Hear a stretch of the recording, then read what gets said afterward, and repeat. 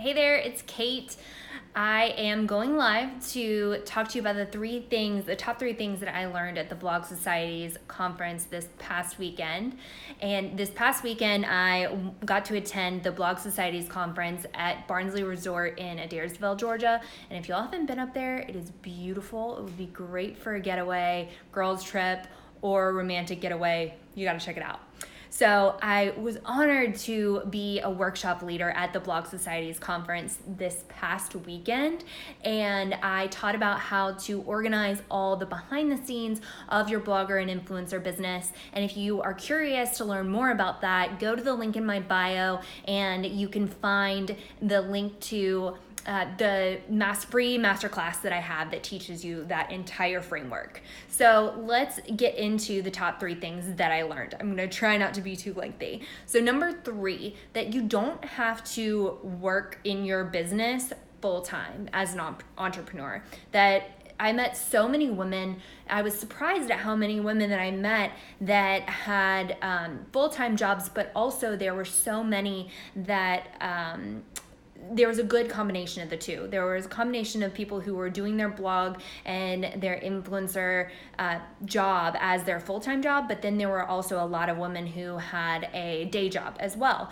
And there's nothing wrong with that. There shouldn't be a stigma around that you're better for doing one or the other, because as an entrepreneur, it's really your journey to figure out what makes you happiest, what do you want your life and your job life to look like, even if you are still working a day job and you're working towards that, using your 9 to 5, like getting rid of your 9 to 5 and having your blog as your main business. That's okay that you are in between, or even if you don't ever want to give up your day job and you want to do your blog on the side, you want both businesses, that's totally fine. I think that was a big realization that I came to this weekend, that there's no right or wrong or bad or good about having your blog be full-time or your day job be your full-time thing, or having both. Then the second thing that I learned was read your contracts. Holy cow. Ashley Hightower from Contracts for Creatives. She is a blogger and also an attorney, and she put on a great workshop about your contracts. You have got to read these contracts because the company is drafting a contract to protect themselves. They're not drafting a contract to protect you at all. And this is not like a malicious intent. It's just that they pay an attorney to draft up the contract that they're going to be sending out to be in their best interest, that they end up getting the best out of that situation and out of that agreement.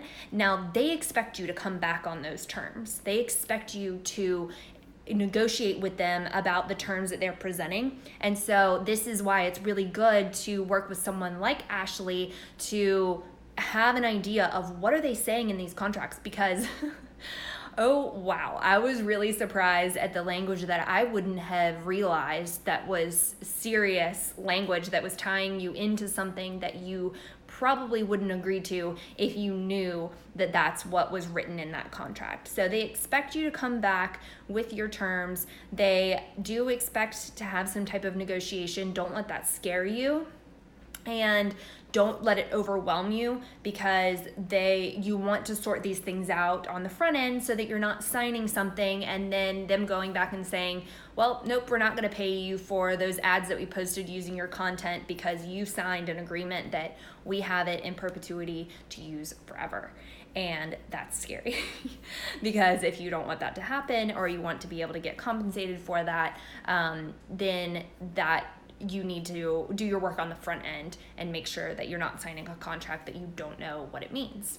And Ashley gives a lot of great information on her blog too about different things to look out for, different things to ask, and she has templates as well, which is really cool.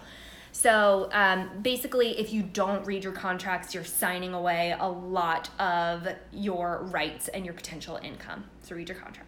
And then the number one thing that I learned at the Blog Society's conference this past weekend was that no matter what personality type you are, no matter type A, type B, type purple, whatever, everybody has struggles with organization.